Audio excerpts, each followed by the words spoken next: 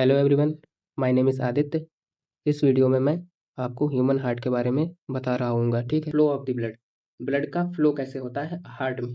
हम लोग ने अभी क्या देखा, एक होता है राइट एट्रियम, एक होता है लेफ्ट एट्रियम, एक होता है राइट वेंट्रिकल, एक होता है लेफ्ट वेंट्रिकल। ठीक है, अब सबसे पहले ब्लड कहाँ से आएगा, हम लोग फ्लो की बात करें ना, तो सबसे पहले क्या करना है, हमारा जो डीऑक्सीजनेटेड ब्लड है उसको ऑक्सीजनेटेड करना है। ठीक है, ऑक्सीजनेटेड करके पूरे बॉडी में फैलाना है।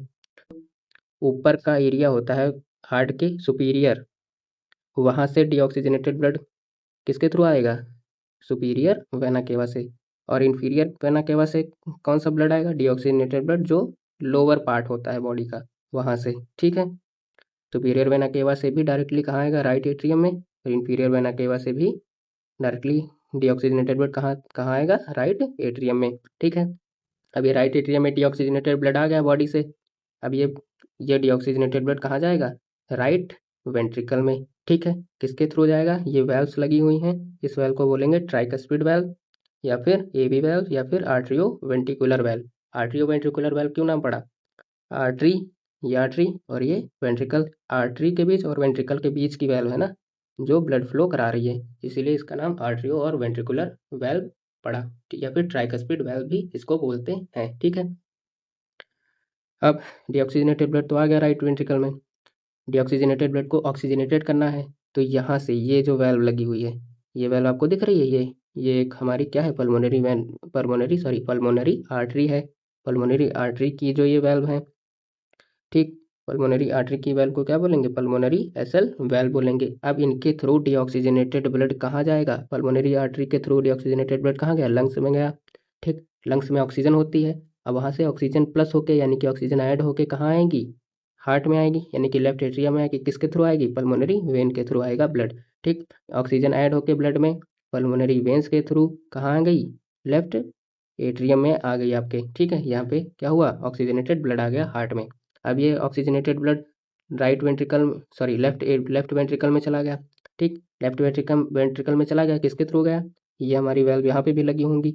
ठीक, इन वेल्व को बोलेंगे माइटल वेल्व या फिर बाइकस्पिड वेल्व या फिर एबी वेल्व। ये भी आर्ट्रियो वेंट्रिकुलर वेल्व है, आर्टरी और वेंट्रिकल के बीच में है वेल्व, तो इनको भी आर्ट्रियो वेंट्रिकुलर वेल्व बोलेंगे, लेकिन इसको बाइकस्पिड वेल्व भी और माइटल वेल्व भी बोलते हैं। ठीक है, अब यहाँ पे ऑक्सीजनेटेड ब्लड था।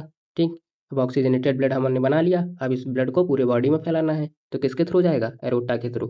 जो एरोटा है हमारी, ये पूरे बॉडी में ऑक्सीजनेटेड ब्लड फैला देगी। ठीक है, अब इस एरोटा में भी वेल्व लगी हुई है, ये वेल्व है ऑक्सीजनेटेड, ये एरोटा की वेल्व को क्या बोलेंगे, एरोटिक वेल्व बोलेंगे या फिर एसएल वेल्व बोलेंगे, किसकी, एरोटा को। ठीक है, तो देखो, सुपीरियर वेना केवा और इन्फीरियर वेना केवा से डीऑक्सीजनेटेड ब्लड कहाँ आया, अपर बॉडी पार्ट से ब्लड आया डीऑक्सीजनेटेड, किसके थ्रू, सुपीरियर वेना केवा के थ्रू। इन्फीरियर वेना केवा के थ्रू डीऑक्सीजनेटेड ब्लड कहाँ से आया, लोअर बॉडी से।